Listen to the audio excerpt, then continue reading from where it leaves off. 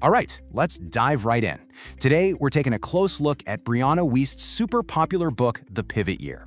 But we're not just going to review it. Oh no, we're actually going to build a user's manual for it so you can squeeze every last drop of value out of it. You know that feeling, right? That weird, kind of uncomfortable space where you know you're ready for a change, you can feel it, but you're not exactly sure how to get from point A to point B.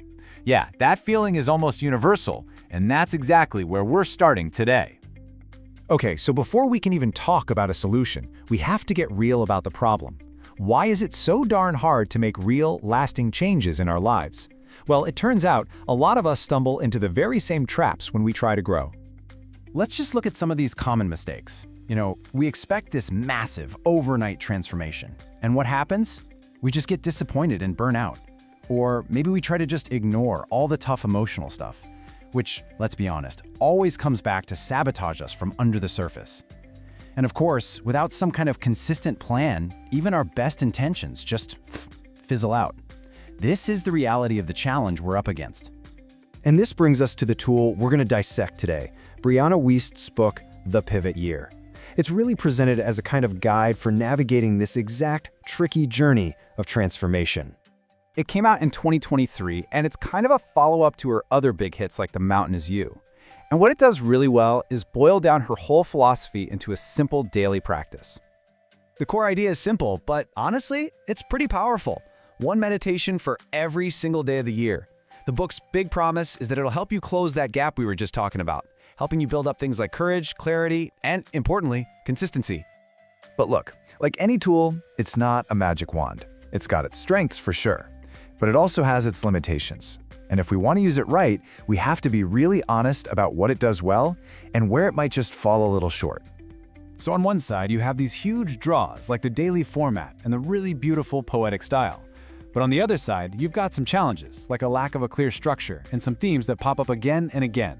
So let's break that down a bit more. The strengths here are really compelling. I mean, these bite-sized daily readings make it so easy to build a consistent habit. It starts to feel like a friend, a companion on this year-long journey. And Wiest's writing is it's so evocative. She can pack these huge ideas into just a few words. Plus, the tone is really invitational. It's not telling you what to do, it's asking you to think, to reflect. Now for the flip side. Because each day is kind of its own little thing, there isn't a strong structure holding it all together. You might find yourself wondering, okay, how does today's idea connect to yesterday's? Some themes, like letting go, can start to feel a little repetitive. And often, the book is more about insight and less about specific, actionable steps. It's more of a what than a how-to. And that's exactly why we've put this next section together.